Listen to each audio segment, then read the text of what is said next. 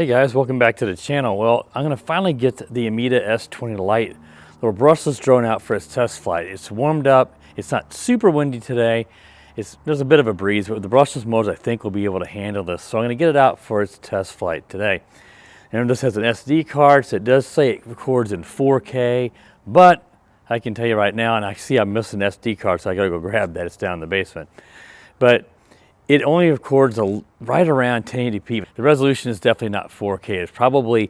They're probably advertising 4K photo resolution, which is pretty common on these drones. Now the app you use with this is the Ameta drone app. So I'll put a screenshot up to the Play Store for that app.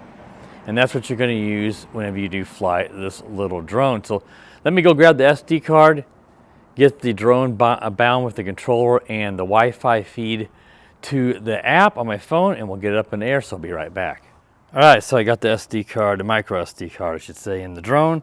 I'm using a 64 gig. I already tested that, and it does record to the drone. As I mentioned, it's around 1080p, and the frame rate was around 21, a little below 24 FPS. So don't expect anything too spectacular. And there's no image stabilization, so it's going to be quite wobbly. So we got it connected here. Let's go ahead and let's just take it up and see how it flies. Now I'm kind of facing off this way. There's a lot of glare to my left with the sun. So if I fly over that way at times, if you get blown out the video by glare, I apologize. It's just the time of day and the time of year with the sun.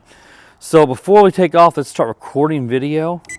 And now I get a little red. You're gonna have trouble seeing it here in the video, but it's recording video now. So let's go ahead and if you long press on the takeoff, and it'll auto take off after it fires up the motors. Now, we can test out the optical flow to see if it follows my hand, and it is, see? Now let's see if it comes back the other way. It's kind of drifting with the wind. But it was following my hand. It follows it, but we'll have to see. You know, it's trying to get it to come back, trying to get it to go to the other direction. Let's see if it follow it here. I think some of it was just it drifting. I wanted to see if it'd follow my hand to the right, and it's kinda, yeah, we'll have to see how well it holds just over your hand's not always the best test, especially when it's windy. Now I have it in the second speed rate because I want to have more pitch like this because of the wind.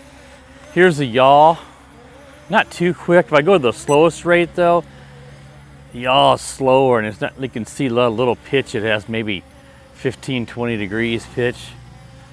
But in the second rate we got a bit more pitch, and we need that to fight against this wind. Now it does have motorized gimbal, so if you just press on this, I'll take it up here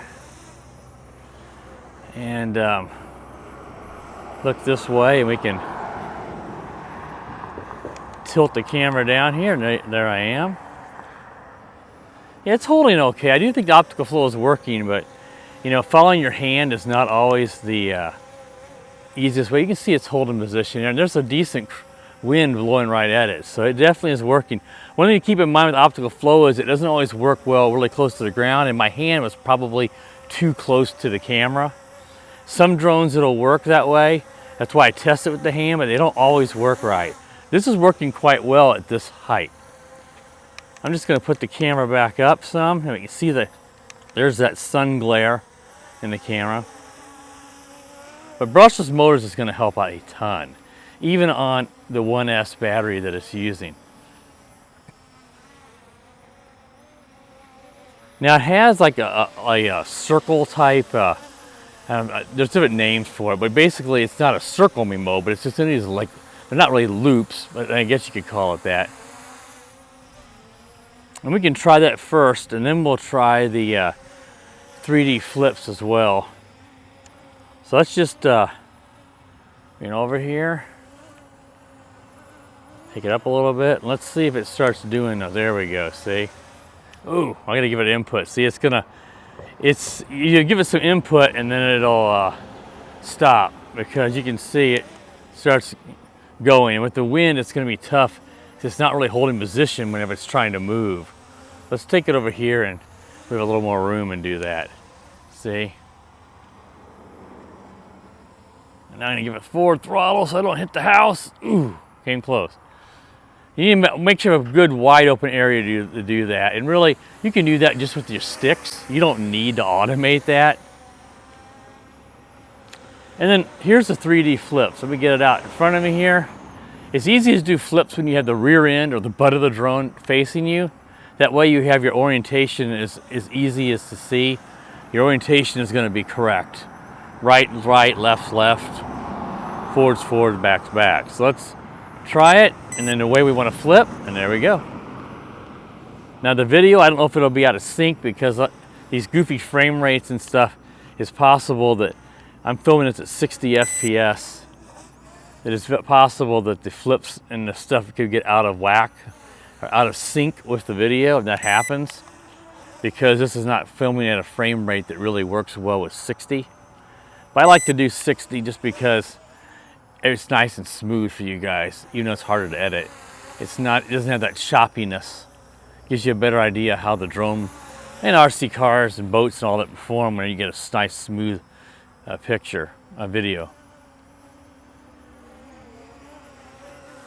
Yeah, that's pretty much it on that. We could probably, what we could do is we could land this here, quickly take it up and take a couple photos and see how photos work. Because I know a drone like this, even though you've got a motorized tilt, as you guys saw there, and you've got, you know, a decent resolution, it's, let's go ahead and do auto landing. We'll hold the auto landing button down, the same one as the takeoff.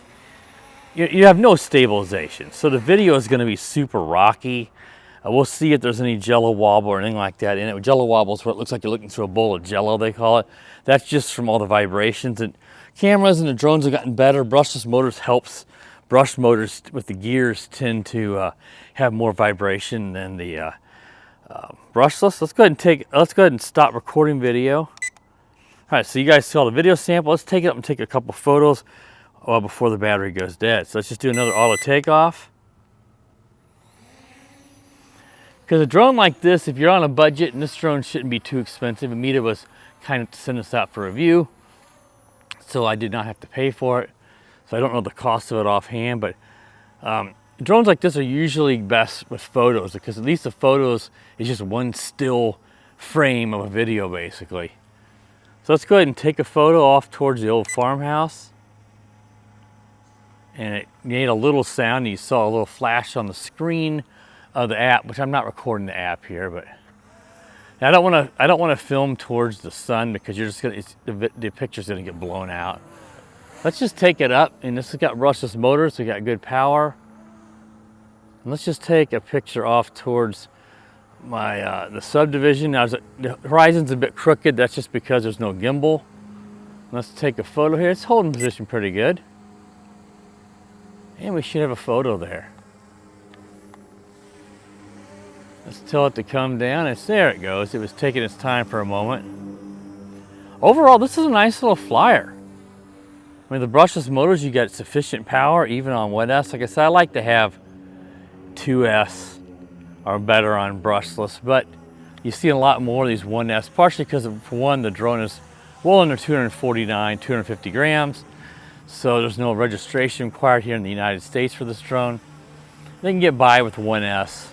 And it also helps to keep the cost down. It can give you two 1S LiPos instead of maybe giving you one 2S battery at the same price.